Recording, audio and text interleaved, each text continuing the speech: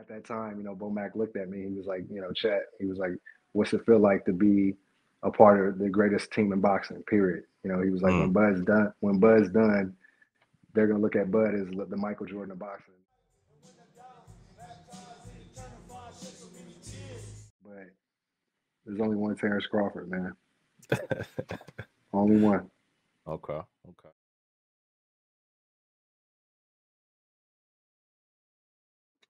All right, guys, we are here with Coach Chet.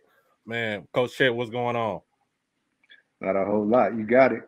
Not a whole lot. Okay. Man, for guys that don't know, this guy right here is the strength and conditioning coach for Terence Crawford and Team Bomac, Team was it B&B Academy? B&B Boxing Academy, that's right. Okay. So, number one, I want to bring him on. Number one, yes, Terence just won, but I want to give this guy right here his flowers. He's a champion as well. So, with Terence being a two-time undisputed champion, he hasn't done that by himself. So it takes a team. So this guy right here, he is a valuable part of that team. So number one, I'm excited for this interview. I'm not gonna lie to you, bro. I just want to give you your flowers and say I appreciate you for coming on to the podcast. Appreciate you having me. So man, let's get straight into it, man. So talk to me about your journey starting just training these guys and working with Terence Crawford, working with some of the other guys. How did you get started in boxing? To be honest with you, I had a gym. It was called Warrior Fitness Center. It was 2012. I opened the gym. Kind of went into it just knowing I was trying to figure out what my passion was. I had a lot of good career type jobs, pharmaceutical sales, branch manager for various banks, and I had a lot of good careers, but nothing that excited me. Nothing that I woke up in the morning and was happy to get going to. Good money, but just nothing I was passionate about. So for me, like I graduated with my bachelor's, ended up getting my master's, and then trying to figure out what I wanted to do with that. Like I'm gonna go get the schooling that's needed. So now let me apply it. Working for somebody else was never my go-to. So I started trying to figure. I was still working I was a branch manager for American National Bank, and I go to work every day. We'd have meetings upon meetings. Which just kind of bothered me because, I'm thinking this could be handed over email or a phone conversation. And, at that time, I was just like, if I'm going to open up something, what can I go do? The first business I had was actually a janitorial service. I had, one of my grandfathers, he was a janitor, but he had his own cleaning service. And, I had a friend that had a cleaning service here in town, and it was something that seemed, kind of seamless, easy. I had some guidance on how to get contracts, and I started getting some decent sized contracts. I was always a good salesperson, and so I was able to get contracts. But quickly, I figured out that cleaning up behind people is not something I like to do. I hated it.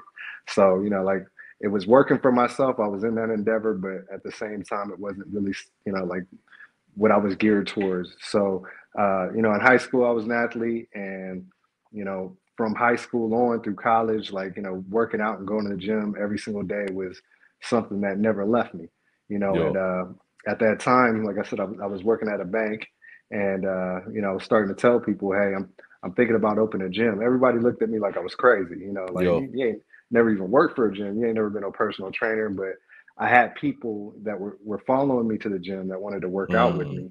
And, that kind of told me, I'm like, I got a group of, 5 people that follow me to the gym just about every day.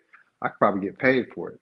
Right. So, I started looking into what it would take to open a gym.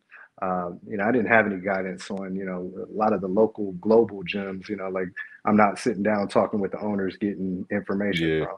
So, I kind of just started looking at things myself. I was like, first step is getting my CPT, Certified Personal Trainer Certificate. So, I looked up NASM, got my CPT through NASM, which was one of the bigger accreditation, organizations. And, I was like, I don't want to work for a gym, I was going to, at the time it was 24-hour fitness. And, I'm watching their young personal trainers that, were my age or a little younger than my age. They're getting paid $15, $17 an hour, but the gym's charging $75. The math didn't work for me. And I didn't like how the global gyms had total control over how the training was laid out. It Yep. wasn't really that personal trainer doing what they wanted to do. It was how the organization wanted things to be handled. And so once I got my CPT, it took me about 3 months to get my CPT. Once I passed the test, I was like, you know what, I'm just gonna find some space and open some doors, and we'll go from there. I was still working at the bank, and saved up for about a month or two just to get some limited equipment, dumbbells, sandbags, functional training items. And I went into work one day, and I was still kind of anticipating the how, the when, if I was going to take out a loan or borrow money. I started, like I said, looking for space, found a space that seemed like something I could afford at the time, and then I went into work one day, and they had another meeting that I didn't feel like being at, that just didn't make sense. And I remember right after that meeting, I went into my boss's office, the regional manager, and I was like, I'm putting in my 2 weeks. Don't really have a plan, but I want to open a gym, and I'm going to rent this space and see where it goes. Right. So 2012, June of 2012, I opened doors. Really didn't know about how to go about getting or acquiring the business that it would take to sustain that business, Yep. but I just knew I had to get my name out there. Facebook was kind of the only thing around at that time, so I was utilizing Facebook how I could, telling everybody I knew. And like what I quickly learned is, one thing about just about any business, like people will say they support you, but your friends aren't always, Mm. they're not the ones that, they want to come for free. Like, oh, you got space? Thanks. Like, I want to work out for free. So, like I quickly found out that my own network wasn't going to be good enough. Uh, I started looking into like Groupon and things like that. And, Groupon was able to bring in business, but the only problem with Groupon customers is, that they shop around for the cheapest price at all Yep. times. They're looking for that next Groupon, that fitness group class they can hop into, and then hop to the next one that's cheap. Right. But it did allow me to get, some experience working with different individuals. Like I said, it brought people my door, and I was starting to get some of those Groupon customers that were like, hey, I like how you do things. One thing about, the way I've always trained as a personal trainer, training other people, or as a coach, is, like I always wanted to motivate by doing the work with my individuals. So, Mm. I had 3 group classes a day and then personal training in between there. And I trained with every single session, every single person that walked in my door, and I wanted to push them harder. Like I said, like I had that athletic mindset. I was always a go-getter, always a winner. And, I wanted to push everybody by trying to outwork them. And, Mm-hmm. fast forward about 2 years, we were able to, double our business, or doubled our size. I had 2,500 square feet. We went to 5,000 square feet in the first 2 years. From there, I started getting recognition from other individuals in the city. I was able to make Shape Magazine as one of their top 50 trainers, 2014. And then from Mm. there, I started getting some accolades from, like the our newspaper, the Omaha World Herald. And that's when I started to get some NFL and some other Yep. professional athletes. How I kind of got into boxing was I started getting some MMA guys that came in, and some of my MMA guys were also taking boxing classes. So, I reached out to, this one individual that had been, his name is Dwayne Johnson. He was coming for a long time, not The Rock, but I'll say the Dwayne, rock. Dwayne Johnson. So, like I reached out to him, was like, hey, like where are you taking your boxing classes at? So, he Yep. kind of, put me in touch with his coach. And I was telling his coach, I was like, right now with the way my business is structured, I'm here pretty much all day. Like I pay you to come to me, if that's a Right. possibility. So he started coming to me, and I was starting to learn some amateur boxing, just getting into it myself, just thinking, like if I really put the time and effort in, this is something I could do. At the time I was still young enough to, think that Yep. I could do that. And, so I started, took that a little further, started going to the boxing gym of his, and at that time, like I was trying to make more time to, learn just the art, the science of boxing. And, Yep. at that time I was starting to think, okay, I'm about ready to get myself in an amateur tournament, maybe Mm. eventually do some golden gloves or something like that. And, that's when boxing started. Yeah, I've always loved boxing. I've always followed boxing, always been a fan, like since I was a little kid, but never just did it myself when I was Yep. in, junior high or high school or anything like that. And then, Red Spikes, he's one of Bud's boxing coaches. And me and Red had known each other. Just Omaha's not that big of a city where you Yeah. just run in there. And so I reached out to Red, a couple of times, just kind of just creating a conversation, creating a better relationship. Uh, Bud fought Gamboa in Mm-hmm. Omaha. And, I went to that fight, got front row tickets, went with one of my friends. Red Spikes was walking by, and, I dapped him up. Bud was walking by, I dapped him up. And, as soon as they walked by, I looked at my friend that I went with. I was like, man, I'm going to coach him one day. Watch. And, Mm. he just looked at me, shook his head, like, like, what, whatever, That's like, crazy. Bud's our biggest athlete. We don't have professional teams in Nebraska, so even at that time, he had just became a world champion. I had followed him because, like I said, I was a fan, and anybody that was doing something in Omaha, like I was gonna try to get to know and Yeah. create a relationship with. And so after that fight, like a couple months passed by, and I reached back out to Red. I was just like, man, I still got that fight on my mind, and like at that time, all I wanted to do was get Bud in my door, at my gym. And so I was Yeah. like, hey, talk to Bud because I know if I reach out through Facebook or something, he's probably not going to pay me any attention or mind. So, if you just put it in his ear to, pop in the gym, let me put him through a workout. I'm not going to charge him. Worst thing he's losing is 45 minutes of his time. Like, and I know he won't regret it. Just get him in my Yeah. door. And Red was like, just shoot him a message, shoot him a message through Facebook. He checks his own Facebook messages, like, just shoot him a message. You know, just one ear, one out the other when it comes from other people because there's so many people hitting him up. But Right. if you hit him up directly, he might hit you back. So I just, kind of brushed it off like, okay, whatever, like this dude ain't gonna hit me back. And I shot him a message like a couple of days later, and I was just like, hey, bud, this is my name. This is what I've been doing. These are some of the athletes that have came in my door and I've worked with. And like you might have seen it in the paper, you might not have, but I really love for you to come to the gym. Just try to work out. I just want to put you through some work. And like the only thing I'm looking at it, let me take a picture or two. Like that's really it was just all about promoting my gym. And Yeah. he was like, you know what? I'm gonna come check you out a week later. He set a time to come. It was a Wednesday, and my mindset when he was coming, it was all 5,000 square feet was just him and I. I didn't have other Mm. clients in at the time or anything like that. I had a large turf space. I had a large, like rubber CrossFit type space with Yeah. dumbbells and CrossFit rigs and squat racks, all that other stuff. And then one thing that made my gym kind of unique is on my turf space, I had a long, like it was like an enclosed sand pit.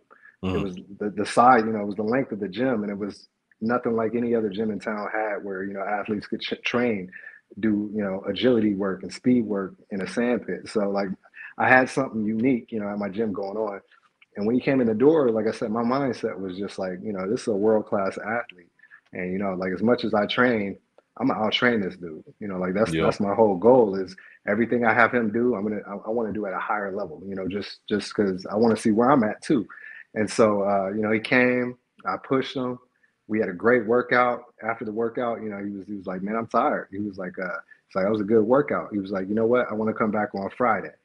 And I was like, yeah, by all means, come back on Friday. That's what's up, Yeah. And so he came back that Friday, and same thing, put him through a hell of a workout. I had a little basketball. The back, the actual building was owned by a construction company, so the back Yeah. lot they had a lot of like storage type stuff, but nobody was ever back there. They allowed me to use it as often. I had like big tractor tires, all kinds of Right. stuff back there. And, like we were playing basketball in the back, just kind of enjoying each other. And, Man, hold so on. Let me ask you this. Is he as yeah, nice at basketball as he say he is? he's cold shooter. I mean, Bud is competitive is, like he's probably the most competitive person I've ever met. So, I ain't putting Really? no money in. Yeah, like he can hoop. But like we balled and stuff like that after the workout, he was just like, man, he was like two of the best workouts I've had, Chet. Yeah. He was like, what I want to know is, what would it be to bring you to training camp and Mm. you be a strength coach. He was like, I've had one, he's good stuff, but like I like the work that I'm getting from you.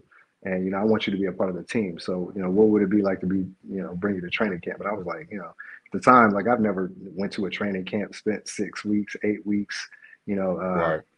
out of my location training, so I was like, give me a day or two, like let me try to figure out, what I'm losing as a business. That was the only thing that, what am I having to misplace or displace, and what is this opportunity worth, me missing out on, like what is going to at least pay my bills and take care of my family. And so, shot him a number, and he was cool with it. And I was like, all right. And I think that was Saturday. It was like the next day. And I was like, all right, well, like when does training camp start? When do y'all leave? And he was like, tomorrow. And I had to figure How? out my business, like overnight, but it was an opportunity I didn't want to miss out on. And so Mm-hmm. that was 2015, and we were getting ready for Jean, and that fight ended up being in Omaha too. At the time, he was calling it his last fight in Omaha, but he ended up fighting in Omaha again. Yeah. But I mean, kind of the rest is history. Like I've been, close to the team. There's been camps that I haven't been a part of, or didn't want to be a part of, or for whatever reason, like. But the team has never. They've always been like brothers and family. We've always stayed connected, and yeah, I've been with the team since 2015. Yeah. So I want to speak to that where you said the opportunity that you was ready for. So in my life, I've noticed that's how God works. A lot of times he'll throw you at opportunity, but it's up to you to already be in that preparation stage ahead of time to be ready for that opportunity. But what I noticed was you said you was an athlete back in the day in school, and you've what I've heard is you've excelled through business, the places you work, corporate America, whatever the case may be. So I want to give you your flowers about that, because Appreciate it. not only we talking about Terrence's greatness, but also, bro, you've excelled in everything you've done for a reason. You were ready for that opportunity for a reason. So that's one of the things, man. Not only we talking about a great fighter, but I want to see you and your name go up in history as a great trainer as well. So, Appreciate it. yes, sir. But man, let's switch up the pace just a little bit, man. I got these rapid fire questions for you. So, Terrence versus this person, I want you to tell me, what do you think? Is it win? Does he trash the person? Does he punish the person? Is it a split decision? What do you think? So I got a couple names for you, okay? All right. All right. So we got Prom Manny Pacquiao versus Terence Crawford. Who you got, and how does that happen?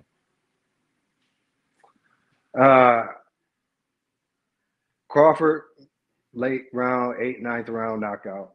Reason I say that, Manny, was never like one of the greatest fighters of all time. Don't get me wrong. I love Manny Yo, Pacquiao. But never was a true welterweight. I mean, he was just that amazing of a fighter where he could fight eight and win titles in eight different divisions, just because he was that great.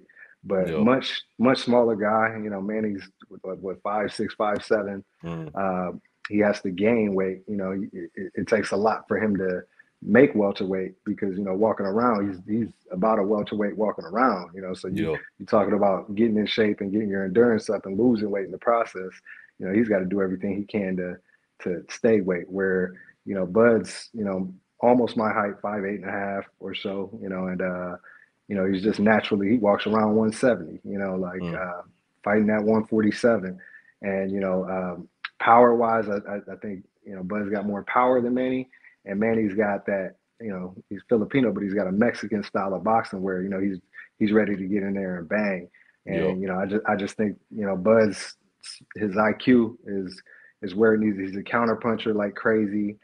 His punches, are packing a lot more power than Manny's. I know a lot of the people that Manny's beat, and went up against, and like Bud's power is different, man. And mm, I think you get in there banging, and you get in there and you're counter punching. You got somebody who's able to have so much power off his back foot going backwards. I yo. think that would be a problem for like Manny, because of his size. Late round knockout by Crawford. Okay. Sugar Ray Leonard versus Terence Crawford. Mm, mm. That's a beautiful fight. I Ain't it? think it goes. I think it goes the distance. That's a beautiful fight. I think Crawford's got more dog, than just about anybody I've seen. And I always haven't been so biased. I know when I first joined the team, one of the first things Bomac said to me, we're just sitting outside. He was smoking a cigar after, about the first 2 weeks of training. He was asking me how things were going. And at that time, Bo Mac looked at me. He was like, Chet, he was like, what's it feel like to be a part of the greatest team in boxing, period. He was like, when Bud's done, they're going to look at Bud as the Michael Jordan of boxing. And, I kind of looked at him like, Bud is great, but, that's your guy, but, fast forward 8 years and it's hard not to say he couldn't get in there and do well against anybody. So, that's a close fight. It's a close fight. But I see Bud winning by it just kind of depends on who's the A side, who's the favorite, who the judges are on. But, I see Bud getting the better shots and just, again, a heavier hand. But I mean, great fight. Great fight.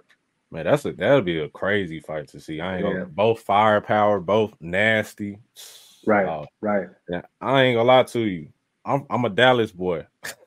Yeah. So, and you're gonna have to tell Terrence he gonna have to run a fade with me too, man, because I was teary-eyed, bro. A lot of those fans were. Man, a lot of them were leaving. We had people. They was leaving early. They was fans leaving before the ninth round before you got stopped. So that leads me to the next one, Errol Spence in a rematch. How do you see that fight playing out?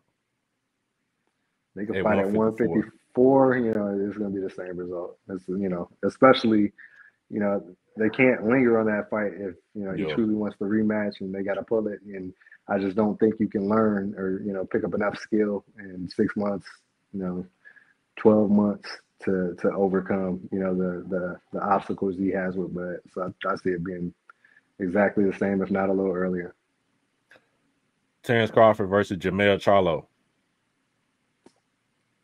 Spence is known. I mean, it's kind of a known thing that Spence gives Charlo problems in sparring. Yeah. So I mean, if he's having problems with Charlo, Bud's a different whole another animal. And I think like there was never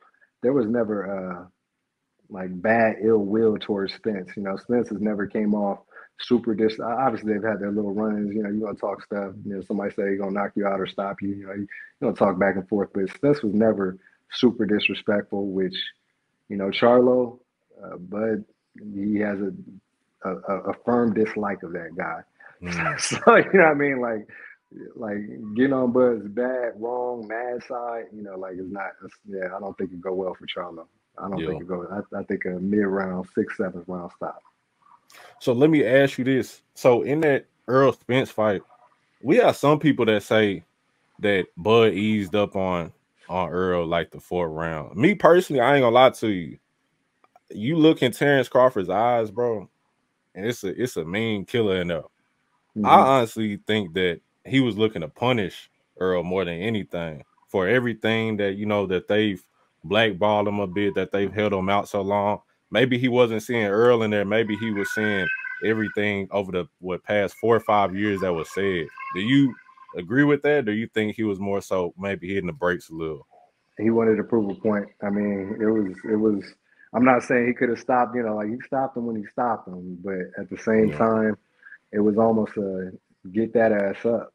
Like I want to. He wanted to prove a point. He wanted to, be decisive every round and beat him down every round. I mean, if Spence would have if the ref didn't jump in there, I don't think Bud would have had a problem beating him down for 12 rounds. He was ready to go for 12. Yeah. Okay. So I think you might know the last two. I got 2 more verses for you. Canelo Alvarez at 168. How does that go? I seen you post about it too, so I know you know what's going on, man. 168. I mean, Canelo's getting older. Like his last couple fights. I mean, he's still great. But he can be beat. And I've seen a lot of sparring over 8 years with Bud. A lot of bigger guys. 175. I've seen him dispose of 175 pounders. And heavier. So, I think Canelo. With the age, he's I don't think it's going to be what Canelo thinks it's going to be. Like Canelo in his prime. I'm talking. Maybe 4 or 5 years ago, better fight. But I think Canelo's gonna have problems with Charlo, and I don't think Charlo stands a chance with Bud. You know what I mean? Okay. So Canelo's a hell of a fighter, love him too. But at the same time, Bud he's in his prime now. He's not fading off. You know, the power is there, the speed is there, the IQ is there. And, you know, when I say he's ready to go for 12, I mean, we train to make sure he's ready to go. First, round one's got to look like round 12. And that's how Okay. I know I did a good job. Yeah. Okay. Floyd versus Terence Crawford. Man, Floyd is one of my favorite, you know, one of, one of, and I think I just posted, you know, because I just reposted, you know, somebody kind of calling out that, but Yeah. I'll tell you this much: until the Spence fight, I had an edge for Floyd. I had an edge for Floyd by decision because you know Floyd he don't get hit that much, but you Yeah. know after that Spence fight, I see Bud, you know, like he if he could get that fight, you know, if that fight could have actually, you know, Floyd's smart enough, he's not doing that fight at this point. Yeah. That at that age, he's not doing that fight. But you know, if he could get that fight, or even in their prime, you know, like I seen Shane Mosley shake Floyd up, and I know for a fact Mosley don't hit like Bud. You know That's what a I good mean? I point. know. So you know, if he could shake him up, obviously you know Floyd was still able to get his bearings, you know, hold up, and then get you know get everything back, and you know win that fight decisively. But Bud's a different animal, man. He's a different animal. Like And he's a finisher, man. If he sees him Floyd hurt, get hurt, Floyd it's get over bro, with. you done It's done, over man. with. It's over with. You know, like I said, I don't try to come off biased because obviously I am part of the Right. team, but you know, like that's just me seeing you know some of the greatest young fighters, old like you know I've seen Bud in there with the Shakurs, you know the top prospects of the day. I've seen him in there with heavy guys. I've seen him in there with veterans. I've you know the sparring partner we just had this last camp. You know he had a good battle with Triple G. You know and Yeah. so you know I've seen him in there with those guys and time again. There's levels, you know, and that's what I was telling some of the fans we were next to in the stands. I was like, you know, Spence, you know, like great, hell of a fighter. You know, he's one of the best welterweights today. There's levels to it, you know, and you know, Mhm. like you got people that are great champions that are here, and you know, like Bud's, he's he's gonna be once his boxing career is over with, he'll be in the discussion of the one or two or three greatest of all time without you know without anybody questioning. So okay, let me speak to that because you working side by side, bro. What makes if we talking about Shakur, we talking about the Keyshawn Davises and all these guys, specifically Terence Crawford, bro, what makes him special? What makes him that great fighter? What's the mental makeup, the physical makeup, everything that goes into that? Work ethic, work Mm, ethic. When I say you know work, like I've dealt with, you know, I probably got over 25,000 hours worth of personal training just with just different individuals, you know, general public, high level athletes, you know. yeah, And what I can say about Bud is his work ethic is at a level that I've never seen before. You know, it's just he's going to put in all the work. He's going to be, you know, doesn't really talk back, doesn't care. You know, some of these younger fighters, what I can say is, you know, like when you want to push on some weights and stuff, you got to understand prize fighters have strength coaches. You know, there's there's a lot of fighters that are high level fighters that aren't necessarily you know making millions of dollars to fight right. that aren't considered prize fighters that Hmm. can't afford a strength coach. You know, they might have a boxing coach that puts them through some strength and conditioning work. You know what I mean?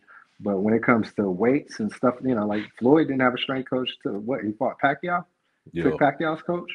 So I mean, it's kind of a different perception of what's needed in boxing, and now a lot of people are seeing that you know that extra element can take you a step level. So I mean, like Bud would be Bud, regardless if he had a strength coach or not.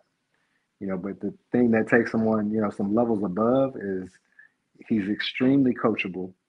And you know, like he's not scared. He's never been scared of the work. There's times where you know he'll look at me and say, you know, I don't really feel like doing. I ain't really got that in me today, Chet. You doing too much, you know. But you, know, you explain the whys, you know, like you know, like I was telling him, you know, with some of the core work we were doing. He was like, man, he was like, we've already had 3 workouts today. He was like, man, I don't really feel like doing this. And you know, I'm telling him like, you know, Spence, we already know he's gonna come with a body. hard, tough. But I don't want you to feel those shots. I don't want to feel like shit. That's why we're doing this work, XYZ. He just puts his head down and does the work. No complaining. And I could say, some of the young fighters that we worked with that are, top prospects, great fighters, like you talk about, some weights and they're complaining, like, man, like I ain't got to do all this and blah, there's no talking back with Bud. And, he's the best of the best. Yet you don't get that feedback that's, negative when it comes to the work element. He's willing to put it all in and then some. Yeah. And then sometimes, we'll put him through some work and, know it's a damn good day, knowing we pushed him, and we get back to the camp house. He's sitting around for an hour or two, and then, man, I'm gonna take a walk or I'm gonna take a jog, down this mountain, 3 miles. He's putting in, more work on his own. You know what I mean? Like typical camp for most individuals, if they're coming into camp in any kind of shape, because that's one thing that kind of boils me when you get so far off your weight to you get to training camp and it's a fat camp. Like we got to work off. We got to get your weight down prior to the things that I want to work on from a strength and conditioning perspective. Right. But is not somebody you got to worry about coming to camp and like that's you can focus on the strength and conditioning. You can focus on whatever the deficits may be, and like that's a huge part. Like this last Spence fight, typical fight, somebody comes in decent shape, okay shape, is 6 to 8 weeks for a training camp, right? And this fight, for Spence, because he knew it was such a big fight and he knew exactly what he wanted to do. He spent 2 weeks in Vegas in a pre-camp and then got back, and hit me up, was like, hey, I'm back in town. Let's get to work. Training camp's not gonna be for another couple of weeks. But he did a pre-camp at the UFC Performance Institute before, coming back before camp, spending another week, training, and then a full 8 weeks in training. He's taking the extra steps, whatever it takes, to make sure he succeeds. You know what I mean? Like he's not going to lose. That's not an option for him. And like he's willing to work harder than anybody that I've ever worked with. Okay, so let's talk about that strength of Terence Crawford. I have a clip here, and this is from the Sean Porter fight and the Errol Spence fight. Let's take a look real quick. Now the wrestling against the ropes. Man, he tossed Sean, and he tosses Errol Spence off of him. Man, a lot of people during the fight, they said during that Errol Spence part, but that was the turning point of the fight. I ain't gonna lie to you. Me watching the fight, when I seen him, and mind you, the lead ups was Errol Spence is stronger, Errol Spence is bigger, Errol Spence is this. Terence took away 2 of his best components, which was the jab and his strength factor. The bully got bullied. So you already knowing how strong this man is, how do you feel whenever you see him? Bro, you manhandling Sean Porter, you manhandling Errol Spence. How do you even get a guy? Is that natural, or is that things that you guys have worked in the gym? I mean, yeah.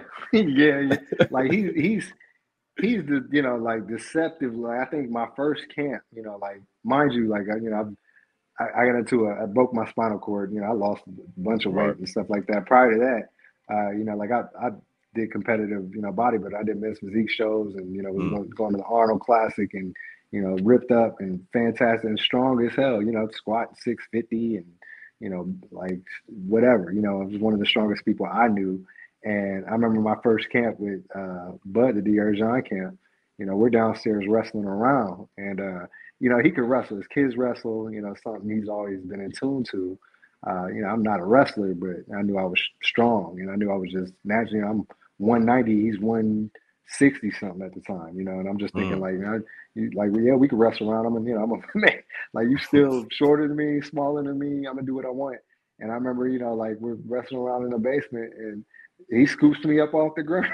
That's at that point I knew I was like, this dude's got some man strength. He's got some different types of strength, like in obviously in the gym, like I could lift more, but like he's strong when it comes to physical combat and just messing with people.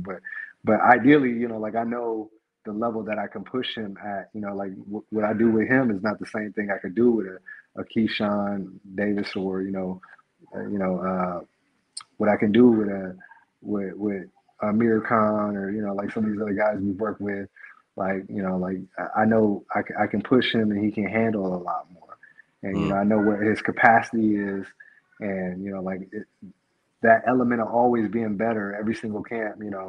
Like I knew this camp, that was that. When everybody was saying that, Spence is the bigger, stronger. Like none of us in camp, we all know Bud. We're like, it's some bullshit. People are gonna see it, but I know for a fact, like this camp, like that was a big factor in what we did, and how we played a role was, like that strength capacity. Like we all wanted to prove a point. Obviously, Bud's the only one that gets in there and does it by himself, and like he's the warrior. But at the same time, we know elements of what we do are also foreseen, from the rest of the body.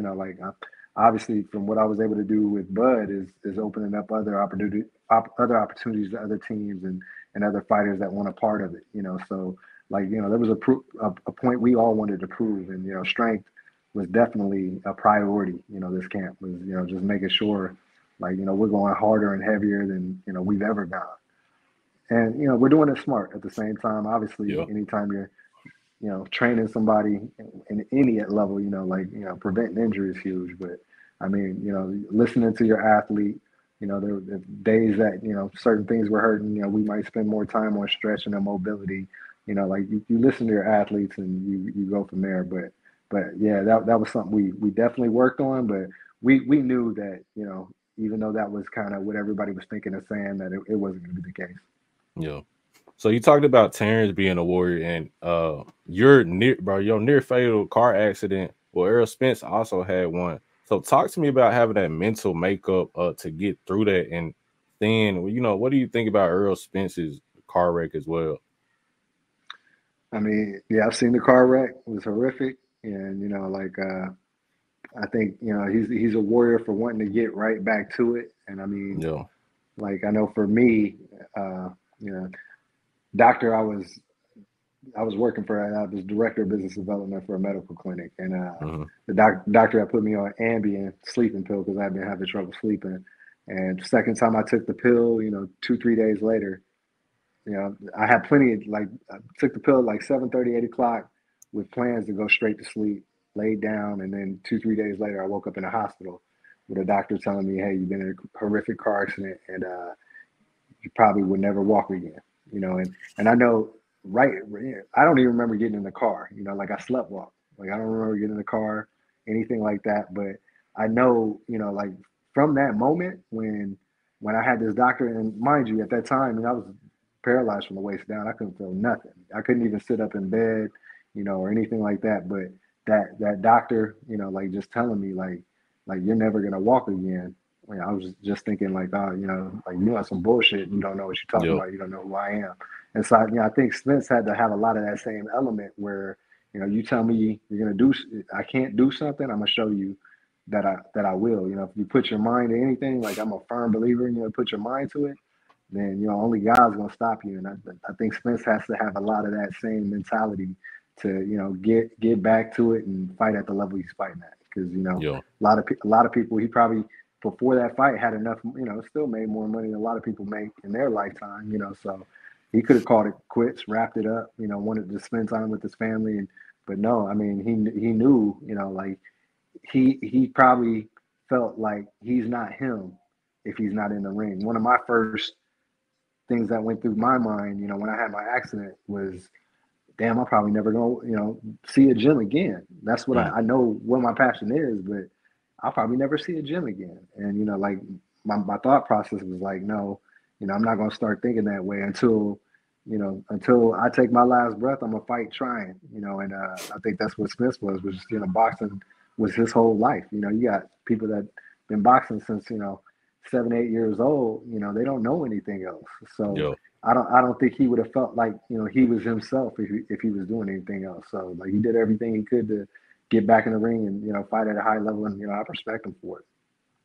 So with their rematch at 154, let's take Errol out of it, but let's talk about making the weight 154, or even possibly a fight at 168.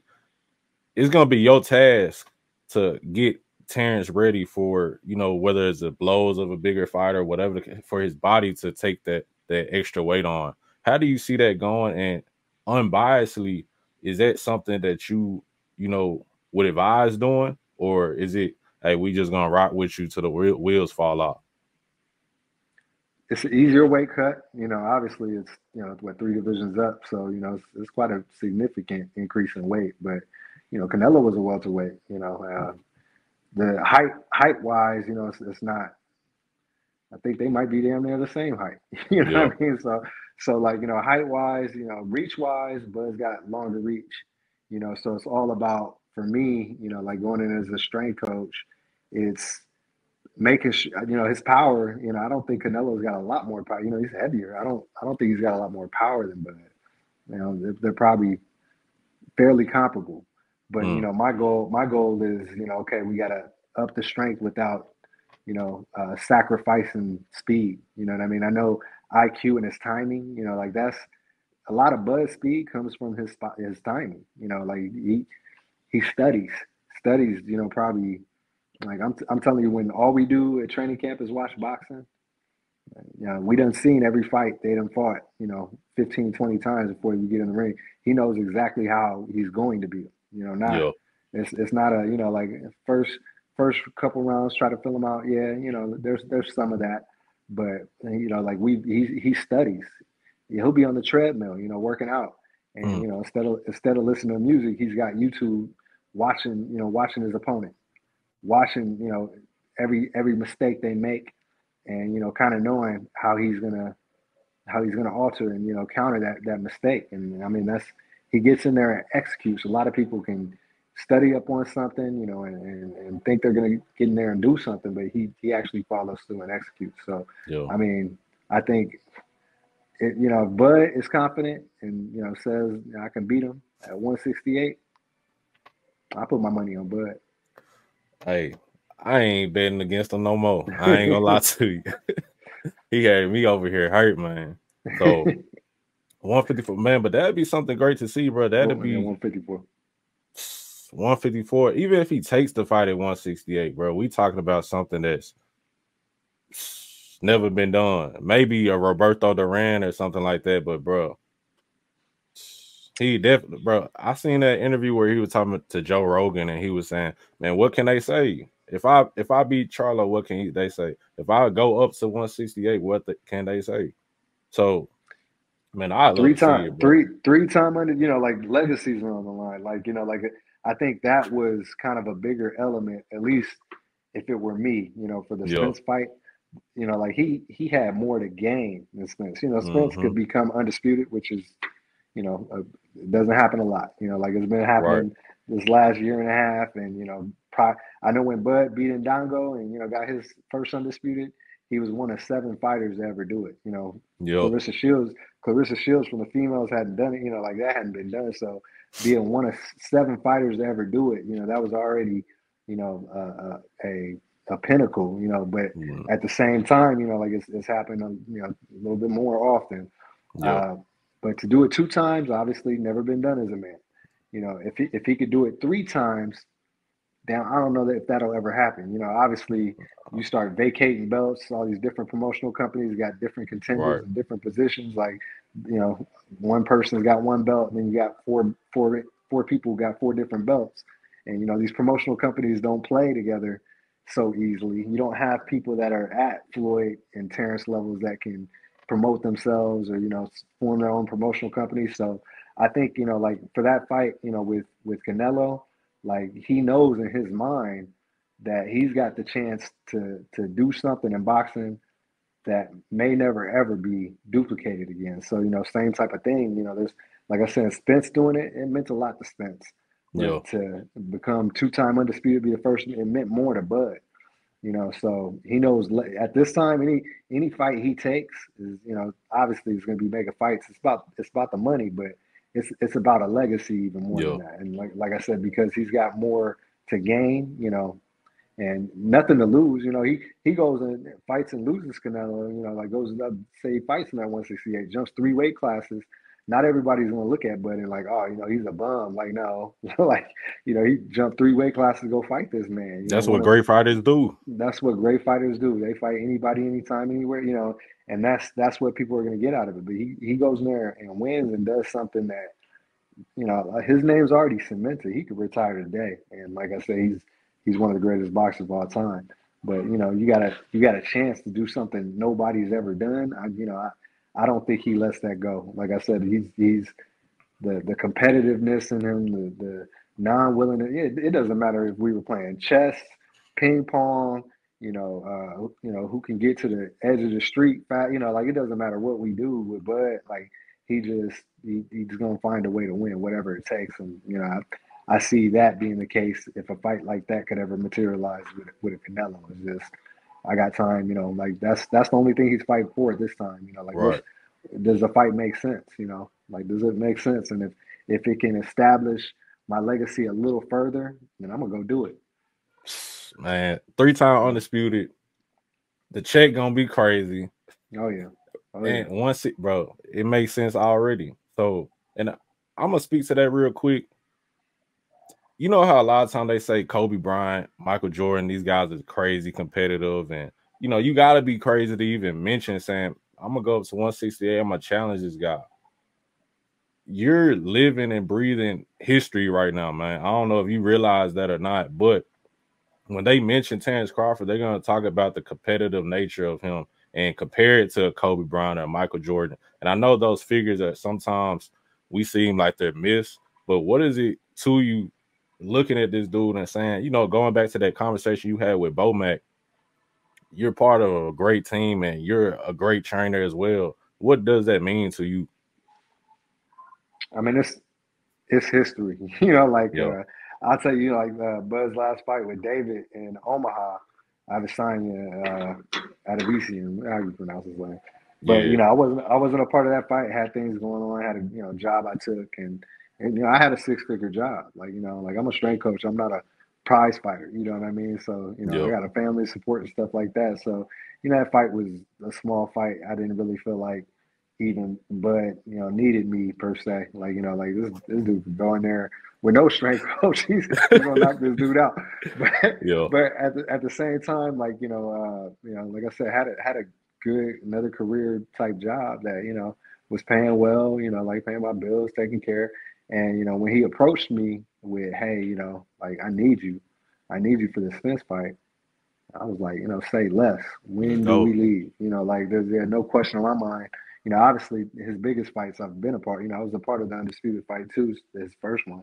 And like for me, like just having my name, in association with some of the greatest fighters and some of the greatest fights of all time. I mean, obviously that's not something some job's ever gonna give me. You know what I mean? There's probably 50% of the strength coaches that mean something probably would have been a part of that fight for free. Like they would have just to say they did it. And obviously like I was able to be a part of something that, like I said, has never been done before. And my name's etched, right with his name.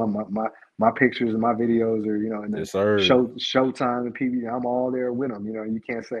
And no matter what I go do now, like that's somebody, something that I can get any strength job just probably in the nation just based on that last fight alone. So it was not something I was willing to miss at all. Like something I wanted to be a part of for sure. Yeah, congrats on that again, man. I'm a shift it just a little bit. There's some other fighters that you guys have. We have Keyshawn Davis, Right. Steven Nelson, and Jamel Herring. Man, talk to me about those guys, especially the young up and coming prospect of Keyshawn. Keyshawn's a beast. Keyshawn's a beast. Like you got, some God-given talents from people, and then they, put themselves in positions to work to be something. And like Keyshawn, I could say, I'm not gonna call him the easiest one to work with. What I mean? But I mean, like there's people have passed and things they went through, and like there's a little bit of, he's got to trust you first. You know what I mean? And that's something that I was able to build with Keyshawn. And like he's got to trust you. You got to be all in. And but what I can say is he's also been around greatness. You know what I mean? So like he was a talent himself. First time I met Keyshawn was the first time I met Shakur. It was that was 2016. So Mm. both of them, were getting ready. They were on the Olympic team. Shakur was getting ready for 2016 Olympics, and Yeah. Keyshawn was just kind of up and coming with the USA boxing team, and he was a little younger than Shakur. Shakur was the mega star then. Like his publicist Julie Goldstein, who's Bud's publicist. She bring him around, introduce, because she was heavy affiliated with USA Boxing for a long time, and she was telling us all about Shakur. And I remember Shakur, like his first experience, like in the ring with Bud. I remember he was 16 years old, wanting to get in there and spar with Bud so bad. Like he just wanted to get in there, like do work. He was and mind you, at that time, Bud was a champion. He'd already beat Ricky Burns, and like I can get in there, man. You can't even hit me. You ain't fast enough. Blah blah blah. Talking stuff. Bud was just like, nah. You ain't ready. Julie, she was she's publicist for Bud, also becoming Yo. a publicist for Shakur. Was just like, no, Shakur, you got to get ready for the Olympics. And he was like, man, he can't even hit me. Blah blah blah. He's too old. And I remember he got in there, and Bud, bow, left hook to his right arm, bow, left hook to his right arm, bow, and he was just beating up his left arm, and like Shakur was moving around. Second round came around, bow, bow, bow. Shakur's right arm just dropped, just dropped, and Bud looked at Shakur, and he was like, "Man, pick your hands up," and he was like, "I can't." But I mean, it was a learning experience, like Right. like Shakur learned something from Bud that day, you know what I mean, and it didn't make him scared, like Yo. he ain't scared of Bud at all, like like he's a beat, like what Shakur's been able to come is because he was around Bud for Mm. so long. And Keyshawn is no different. You know what I mean? He's got just as much dog as anybody I've met as well. Like if you gonna bang with him, he's gonna get his licks right back. And he wants to prove a point. He wants to be a star. He wants to be in the limelight and in camera. He wants the big fight. You can give him a title fight today, he would. And Yo. like just kind of knowing that mixture of folks, like like I know Shakur and Keyshawn because they were part of USA Boxing together for so long. Right. And they probably have no true desire to fight each other, but they in the same weight class, and I can say Keyshawn's got enough dog in him to if he had that opportunity, he'd probably take it. You know Nah, I what I mean? believe it. Like he ain't scared of it. So like yeah, like seeing these guys grow from, like I said at that time, Keyshawn was younger than Shakur, and that was my first experience around. I think there's still pictures out. We took big group pictures of the Olympic team, around our camp and stuff like that, and they were just kids, like I remember, I think it was Felix Diaz. We were in New York, and I'm around Coach K and Julie and Shakur, and we're just kind of thumbing through the city, after wins and stuff like that. I remember there was, like Shakur had trouble getting to like a restaurant. You had to be 21 to get in this restaurant. He won't even old enough, and now you see him grow into a man, and like Yo. really manhandling. It's going to be no different from that with Keyshawn. Steve is like one of our favorite fighters. Grew up with Bud, and like that's been one of his main sparring partners for a long time. And Steve is one of those fighters that fights 175, 168. Heavier guy, bigger guy, and he's been around. He's had that opportunity to be around Bud pretty much his whole life. So you got these fighters that have opportunities to be around talent that a lot of people don't have. Like it's going to be unmatched. Like that's one reason we go to Colorado Springs is obviously the elevation, but I mean they also got the Olympic Training Center. Like depending on where you're at, not every town is a boxing town, so it's not like you're going to have quality sparring partners that are willing to come, want to come. If you're not paying them enough, or Yo. it's just if they don't live there, it doesn't mean you're going to have And I can say the fighters that we've kind of brought up and the young fighters, they've been around, Keyshawn's had the element of being around Shakur, who's one of the top boxers of tomorrow, of today and Yep. tomorrow. You know what I mean? Shakur and Keyshawn have had opportunities to be around Bud, and they feed off each other. So I mean, all that young talent is going to be amazing. Jamel, like I've never worked directly with Jamel. It's just like pre-camps in Omaha, or I've stopped out in Colorado at times and stuff like that. But I know his work ethic was always there. Like he's one of those individuals that, again, is just going to grind, put his head down, and do the work. And he has that element of being around Bud and being around Shakur. And I remember seeing Shakur and Jamel spar before they actually fought. You know what I mean? Years and years ago. So I mean, Yeah. in my mind, I kind of had an idea of how it would go. And seeing Shakur, like he ain't a kid, he ain't 16 no more. You know what I mean? Finally putting on some size and stuff like that, and he's going to be a problem for a long time to come. But like I said, that's the biggest thing they all have in common is having each other. One thing with Keyshawn is DB3, he's got his brothers, and Kelvin, done training camps with Kelvin, same thing, and much bigger version, much taller. He's tall. Yo. The youngest one, who's probably going to be on the USA team, is the tallest. So I mean, one thing Keyshawn's got from him for himself is no matter where he goes in the world and where he works or who he works with, he's always got his brothers that all three of them can bang. You know what I mean? And when I say like I remember my first camp that I did with Keyshawn, all three of them were there, and they're in Omaha. This is before we even went to Colorado, and I stayed back with DB3, Red, Bomac, Saul went with Amir Khan for the Kell Brook fight. And so I'm preparing them, getting them ready so we can leave for Colorado. And most of our sparring partners were either out of town, like a lot of people we use consistently just weren't here. Right.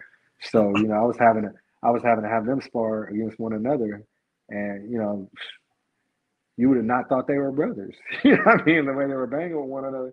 But I mean, that dog is in them all. So like I said, having that type of talent around you and being able to utilize and feed off of that is unmatched. Okay, so what I'm hearing is they have that makeup. If you look at Terence Crawford, you look at Shakur Stevenson, Keyshawn, they have that same DNA. Could they be? I ain't gonna lie, man. I believe in them boys, to be honest with you. Me personally, I already see it, so I don't even want to ask you that. But do you believe that they had that makeup, that DNA that Terence Crawford has all the way through him? I think all of them were dogs. I think they all know their talent levels and are willing to work and do whatever it takes to be great. But there's only one Terence Crawford, man. Only one. Okay. I respect that one. Omaha, Nebraska, man, they came out, they showed out for you boys at the parade. Man, closing statements. What does Omaha, Nebraska mean to you? And what does the future hold for Coach Chet?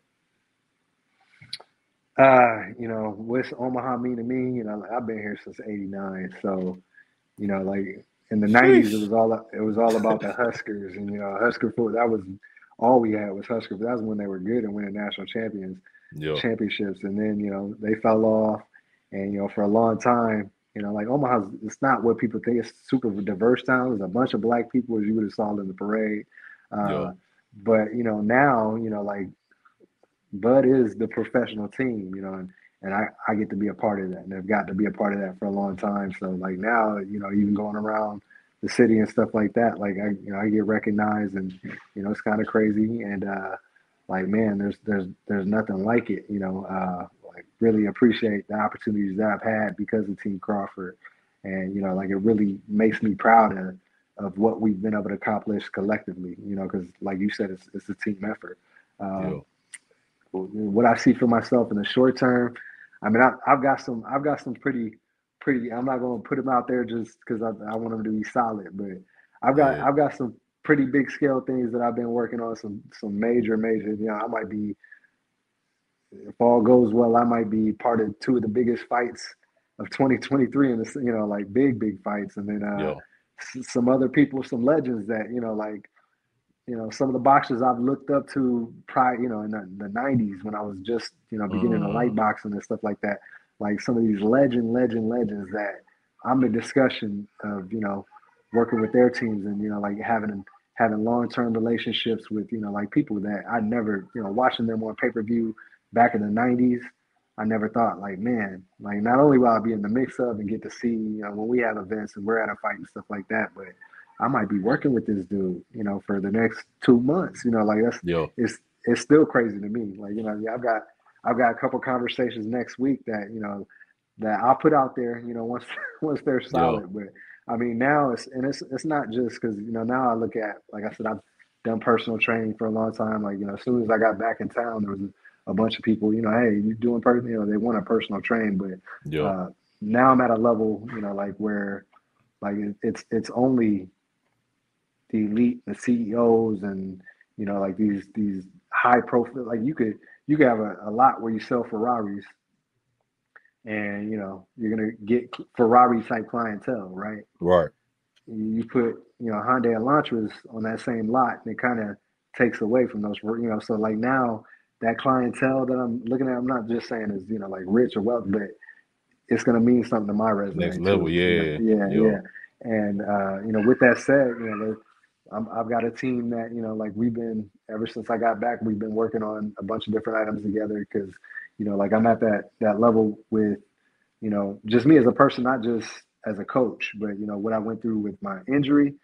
There's a lot more people I can touch from a motivational standpoint, with adversity and overcoming injury that don't care about boxing, that don't care about fitness, that, I can still touch them and reach them and make some sort of impact and touch lives and change lives.